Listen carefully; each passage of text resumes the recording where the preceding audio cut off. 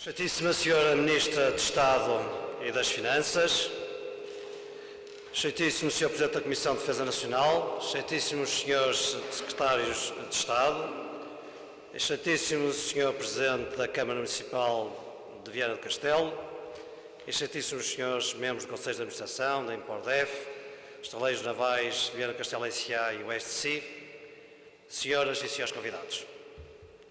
Concluímos hoje, com a assinatura deste contrato, o processo de subconcessão dos terrenos e infraestruturas dos estaleiros navais de Viana do Castelo. Um processo difícil. Nas últimas semanas foram ditas as coisas mais absurdas sobre este processo. Falou-se de falta de transparência ou de supostos interesses obscuros. Multiplicaram-se entrevistas, quase sempre dos mesmos e aos mesmos, e levantaram-se suspeitas sobre o processo, nunca concreta e objetivamente referenciadas.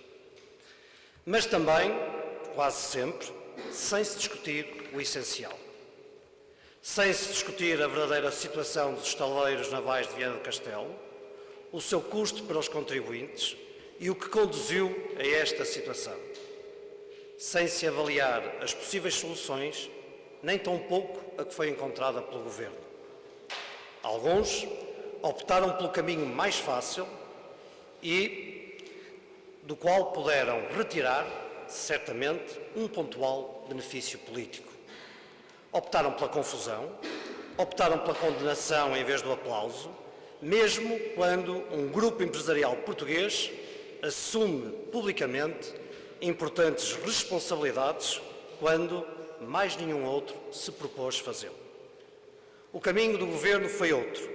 Foi o caminho da solução.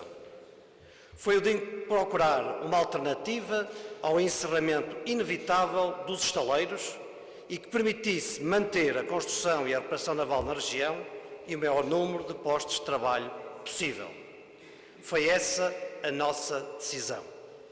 Foi esse o único interesse do Governo e do Ministro da Defesa em particular ao longo deste processo. E foi para isso que trabalhamos nos últimos 2 anos e meio. Mas, se na discussão pública ouvimos os maiores disparates, a verdade é que o debate teve também algumas virtudes.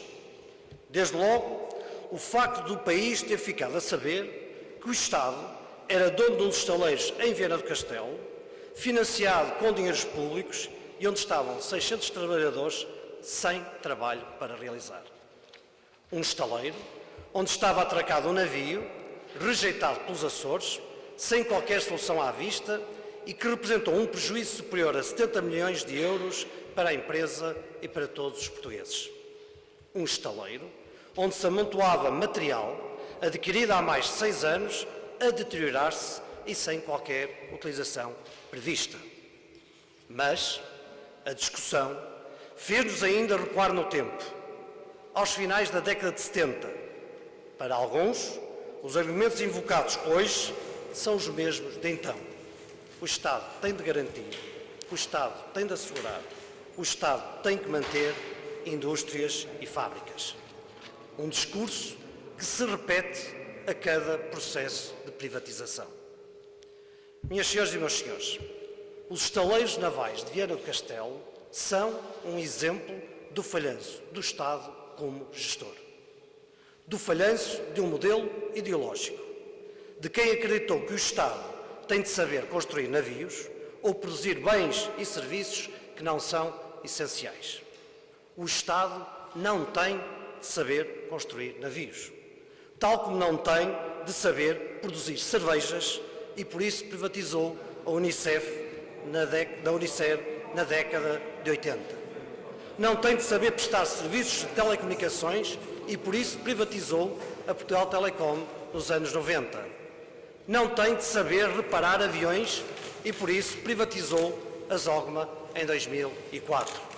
Exemplos de sucesso a que se podem juntar tantos outros e que demonstram que há momentos em que é tão importante reconhecer aquilo que sabemos fazer como aquilo que outros podem fazer melhor.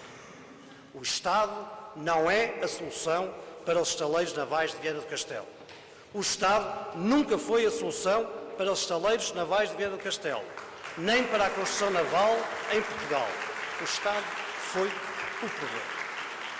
Nos últimos 12 anos, passaram pelos estaleiros navais de Viana do Castelo 12 conselhos de administração diferentes, 25 navios construídos, 2 navios em média por cada administração, com prejuízos acumulados superiores a 100 milhões de euros.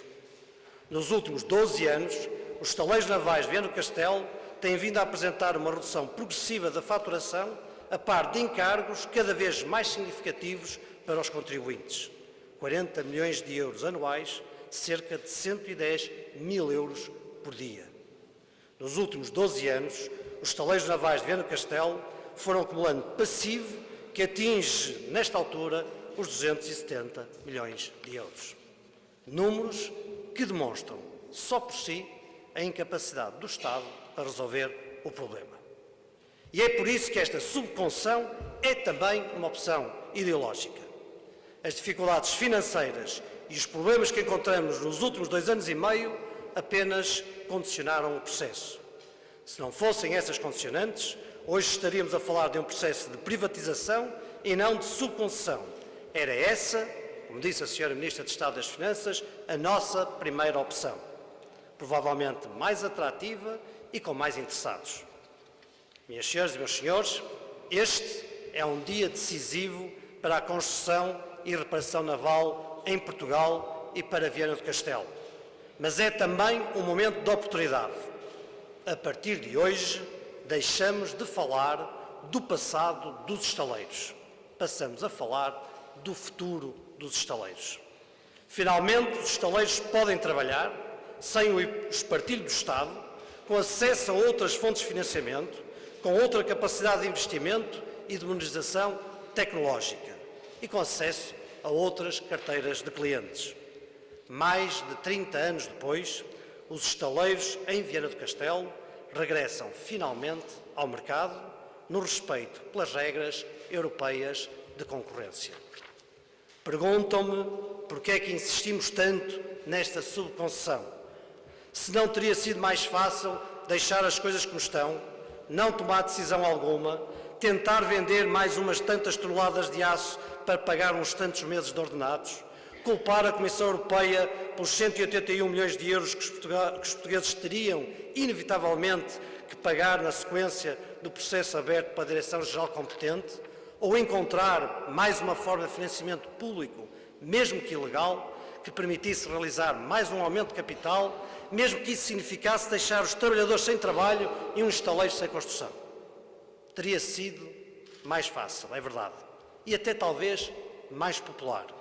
Mas não foi para isso que nós prestamos juramento quando tomamos posse como ministros deste Governo. Estou certo que, daqui a uns anos, os que hoje criticam esta opção de Governo serão os mesmos que irão, então, aplaudi-la. E o que hoje é tão discutido passará a ser uma evidência. Termino dirigindo-me ao Sr. Engenheiro Carlos Martins, que faça um melhor trabalho do que o Estado alguma vez fez nos estaleiros em Viana do Castelo. É isso que se espera do STC, que saiba explorar o potencial daquela infraestrutura física e dos recursos humanos que vier a contratar e que isso se traduza num benefício para a economia portuguesa. Estou certo que iremos todos assistir, em breve, ao lançamento do seu primeiro navio ao mar. Disse.